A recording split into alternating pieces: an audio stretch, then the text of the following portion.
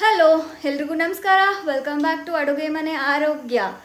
ಇವತ್ತು ನಾನೊಂದು ಟೊಮ್ಯಾಟೊ ಗೊಜ್ಜು ಮಾಡೋಣ ಅಂತ ಅಂದ್ಕೊಂಡಿದ್ದೀನಿ. ಟೊಮ್ಯಾಟೊ ಗೊಜ್ಜು ಅಂದ ತಕ್ಷಣ ಎಲ್ಲರೂ ಈರುಳ್ಳಿ ಬೆಳ್ಳುಳ್ಳಿ ಹಾಕಿ ಮಾಡುವಂಥದ್ದು ಎಲ್ಲರಿಗೂ ಗೊತ್ತಿರುತ್ತೆ. ಬಟ್ ಇದು ಈರುಳ್ಳಿ ಬೆಳ್ಳುಳ್ಳಿ ಏನೂ ಹಾಕಲ್ಲ. ಈ ರೆಸಿಪಿನ ಮಾಡೋಣ ಅಂತ ಅಂದ್ಕೊಂಡಿದ್ದೀನಿ. ಸ್ವಲ್ಪ ಟೊಮ್ಯಾಟೊ ಇತ್ತು, ಅದು ನಾಟಿ ಟೊಮ್ಯಾಟೊ ಬೇರೆ ಇತ್ತು, ಹೀಗಾಗಿ ಚೆನ್ನಾಗಾಗತ್ತೆ ಅಂತ ಹೇಳಿ ಮಾಡ್ತಾ ಇದ್ದೀನಿ. ಈ ರೆಸಿಪಿನ ನಿಮ್ಮ ಜೊತೆ ಶೇರ್ ಮಾಡ್ಕೊತೀನಿ. ಇದನ್ನು ನಾನು ನಮ್ಮಮ್ಮ ಮಾಡೋದು ನೋಡಿದ್ದೀನಿ, ಹಾಗೆ ರಾಮೇಶ್ವರಮಲ್ಲಿ ಕೂಡ ತಿಂದಿದ್ದೀನಿ. ಸೊ ಅದನ್ನು ಟ್ರೈ ಮಾಡೋಣ ಅಂತ ಹೇಳಿ ಮಾಡ್ತಾ ಇದ್ದೀನಿ. ಹೇಗೆ ಮಾಡೋದು ಅಂತ ನೋಡೋಣ. ಒಂದು ಟೊಮ್ಯಾಟೊ ಇತ್ತು, ತೊಳೆದಿಟ್ಕೊಂಡಿದ್ದೀನಿ. ಇವಾಗ ಇದನ್ನು ಹೆಚ್ಕೊತೀನಿ.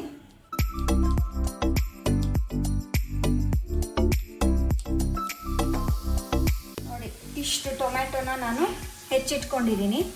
ಇದಕ್ಕೆ ಬೇರೆ ಏನೇನು ಐಟಮ್ ಇಟ್ಕೋಬೇಕು ಅಂತ ಅದನ್ನು ಸಹ ಜೋಡಿಸ್ಕೊತೀನಿ ಇವಾಗ. ಓಕೆ, ಇವಾಗ ಚಿಕ್ಕದೊಂದು ಬಾಣಲಿ ತೊಗೊಂಡಿದ್ದೀನಿ. ಅದಕ್ಕೆ ಇಷ್ಟೇ ಒಂದು ಸ್ಪೂನಷ್ಟು ಮೆಂತ್ಯ ಕಾಳನ್ನ ಹಾಕ್ಕೊಂಡು ಹಾಗೆ ಡ್ರೈ ಫ್ರೈ ಮಾಡ್ಕೊಳ್ಳೋಣ. ಎಣ್ಣೆ ಹಾಕೋದೇನು ಬೇಡ, ಜಸ್ಟ್ ಇದನ್ನ ಒಂಚೂರು ಫ್ರೈ ಮಾಡಿಕೊಂಡು ಮಿಕ್ಸಿ ಮಾಡಿಕೊಂಡು ಈ ಪೌಡರ್ನ ಇಟ್ಕೊಳ್ಳೋಣ. ನೋಡಿ, ಇವಾಗ ಸ್ವಲ್ಪ ಇದು ಕಂದು ಬಣ್ಣಕ್ಕೆ ಬಂದಿದೆ, ಹಾಗೆ ಮೆಂತ್ಯ ಹುರಿದಿರೋ ಘಮನೂ ಬರುತ್ತೆ, ನಿಮಗೆ ಗೊತ್ತಾಗತ್ತೆ. ಇವಾಗ ಇದನ್ನು ಆಫ್ ಮಾಡ್ಕೊಳ್ಳೋಣ. ಇದೇನು ಹುರ್ಕೊಂಡಿದ್ದೆ ಅಲ್ವಾ, ಇದನ್ನು ಮಿಕ್ಸಿ ಜಾರಿಗೆ ಹಾಕಿ ಒಂದು 2 ನಿಮಿಷ ಆರಕ್ಕೆ ಬಿಡ್ತೀನಿ. ಆರದ ಮೇಲೆ ಇದನ್ನು ಪುಡಿ ಮಾಡ್ಕೋತೀನಿ.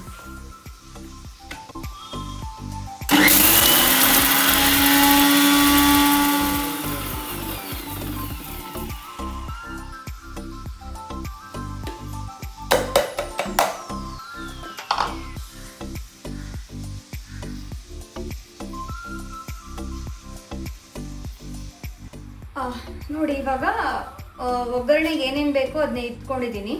ಇದರಲ್ಲಿ 1-1.5 ಸ್ಪೂನ್ ಅಷ್ಟು ಅಚ್ಕಾರದ ಪುಡಿ ಇಟ್ಕೊಂಡಿದ್ದೀನಿ. ಇದರಲ್ಲಿ ಒಂಚೂರು ಗರಂ ಮಸಾಲೆ ಅಂದರೆ ಸಾರಿನ ಪುಡಿನೂ ಇಟ್ಕೋಬೋದು. ನಾನು ಸಾರಿನ ಪುಡಿ ಇಟ್ಕೊಂಡಿದ್ದೀನಿ. ಸಾರಿನ ಪುಡಿ ಇಲ್ಲ ಅಂದರೆ ನೀವು ಗರಂ ಮಸಾಲೆ ಕೂಡ ಹಾಕ್ಬೋದು. ಒಂದಿಷ್ಟು ಹಿಂಗೆ ಇಟ್ಕೊಂಡಿದ್ದೀನಿ, ಕೊತ್ತಂಬರಿ, ಕರಿಬೇವು. ಈಗ ಒಗ್ಗರಣೆ ಮಾಡ್ಕೊಳ್ಳೋಣ. ಇವಾಗ ಬಾಣಲಿ ಕಾದಿದೆ, ಸ್ವಲ್ಪ ಎಣ್ಣೆ ಹಾಕೋತಾ ಇದ್ದೀನಿ. ಇದಕ್ಕೆ ನಾವು ನೀರು ಏನು ಹಾಕದೇ ಇರೋದ್ರಿಂದ ಒಂಚೂರು ಎಣ್ಣೆ ಜಾಸ್ತಿನೇ ಹಾಕಬೇಕು. ಇವಾಗ ಇಷ್ಟು ಹಾಕ್ಕೊಂಡಿರ್ತೀನಿ, ಬೇಕಂದರೆ ಮತ್ತೆ ಹಾಕೋತೀನಿ. ಇವಾಗ ಎಣ್ಣೆ ಕಾದಿದೆ, ಸ್ವಲ್ಪ ಸಾಸಿವೆ ಹಾಕೋತೀನಿ,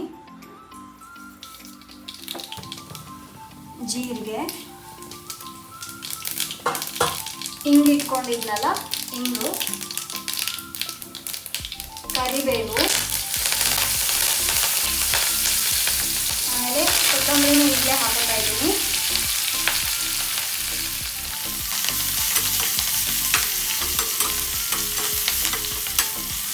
ಈಗ ಟೊಮ್ಯಾಟೊ ಹೆಚ್ಚಿಟ್ಕೊಂಡಿದ್ನಲ್ಲ, ಟೊಮ್ಯಾಟೊ ಹಾಕೋತಾ ಇದ್ದೀನಿ.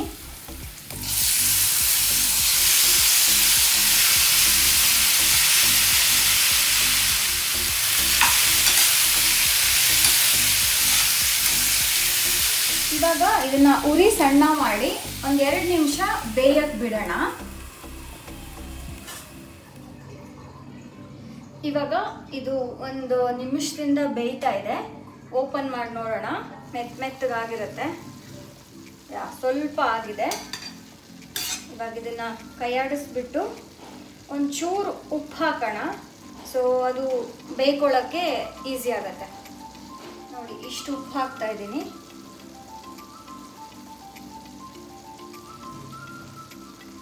ಉಪ್ಪನ್ನ ಒಂದ್ಸತಿ ಚೆನ್ನಾಗಿ ಮಿಕ್ಸ್ ಮಾಡಿ ಮತ್ತೆ ಬೇಯಕ್ಕೆ ಬಿಡ್ತೀನಿ.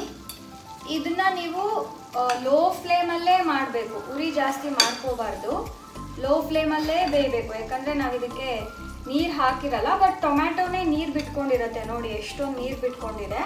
ಸೊ ಆ ನೀರಲ್ಲೇ ಅದು ಬೇಯುತ್ತೆ. ನೀವು ಎಕ್ಸ್ಟರ್ನಲ್ ಆಗಿ ಏನು ನೀರು ಹಾಕೋ ಅವಶ್ಯಕತೆ ಇರಲ್ಲ. ಸೊ ಇದು ಆಗ್ತಾ ಇರಲಿ, ಅಲ್ಲಿವರೆಗೂ ನಾವು ಮುಚ್ಚಿಡೋಣ. ಹಾಗೆ ಇದಕ್ಕೆ ನಾನು ಒಗ್ಗರಣೆನಲ್ಲಿ ಅರಿಶಿನ ಹಾಕೊಳ್ಳಿಲ್ಲ. ಅರಿಶಿನ ಬೇಗ ಹಾಕೊಂಡ್ರೆ ಕಪ್ಪಾಗಿಬಿಡತ್ತೆ ಅಂತ. ಈಗ 1 ಸ್ಪೂನಷ್ಟು ಅರಿಶಿನ ಹಾಕ್ತಿದ್ದೀನಿ, ಸಾಕು. ಇವಾಗ ಇದಕ್ಕೆ ನಾನು 1 ಸ್ಪೂನಷ್ಟು ಅಚ್ಕಾರದ ಪುಡಿ ಹಾಕೋತಾ ಇದ್ದೀನಿ. ಒಂದು ಅರ್ಧ ಸ್ಪೂನಷ್ಟು ಗರಂ ಮಸಾಲ ಅಥವಾ ಸಾರಿನ ಪುಡಿ ಹಾಕೋಬೋದು.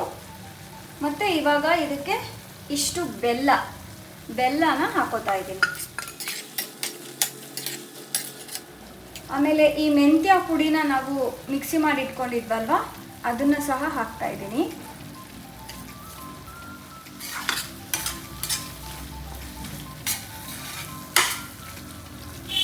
ಇದನ್ನ ಈ ಥರ ಒಂದು ಸ್ವಲ್ಪ ಸ್ಮ್ಯಾಶ್ ಮಾಡಿ, ಆವಾಗ ಬಾಯಿಗೆ ಟೊಮ್ಯಾಟೊ ಸಿಗಲ್ಲ. ಸೊ ಈ ಥರ ಸ್ವಲ್ಪ ಸ್ಮ್ಯಾಶ್ ಮಾಡಿ ಮತ್ತೆ ಇದನ್ನು ಲೋ ಫ್ಲೇಮಲ್ಲಿ ಇನ್ನೊಂದು ಸ್ವಲ್ಪ ಬೆರ್ಕೊಳ್ಳೋಕ್ಕೆ ಬಿಡೋಣ. ಇವಾಗ ಇದು ಮತ್ತೆ ಒಂದು 2 ನಿಮಿಷದಿಂದ ಬೇಯ್ತಾ ಇದೆ. ನೋಡೋಣ. ನೋಡಿ, ಈ ಥರ ಎಣ್ಣೆ ಬಿಟ್ಕೊಂಡಿರುತ್ತೆ.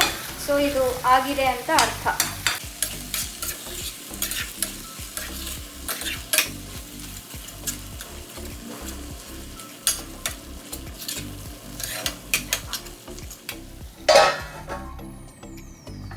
ಇವಾಗ ಇದನ್ನು ನಾನು ಉರಿ ಆಫ್ ಮಾಡಿದ್ದೀನಿ. ಈ ಪಾತ್ರೆ ಝಳಕ್ಕೇನೆ ಸ್ವಲ್ಪ ಬೇಯ್ಕೊಳ್ಳುತ್ತೆ. ಇದನ್ನು ನಾವು ಚಪಾತಿ ಜೊತೆಗೆ ಮತ್ತು ಅಕ್ಕಿ ರೊಟ್ಟಿ ಜೊತೆಗೆ ಎಲ್ಲ ತುಂಬ ಚೆನ್ನಾಗಿರುತ್ತೆ. ಅನ್ನಕ್ಕೆ ಕಲಿಸ್ಕೊಂಡು ತಿನ್ನೋಕ್ಕೂ ತುಂಬ ಚೆನ್ನಾಗಿರುತ್ತೆ. ಒಂದು ಸತಿ ಮನೆಯಲ್ಲಿ ಟ್ರೈ ಮಾಡಿ ನೋಡಿ. Thank you.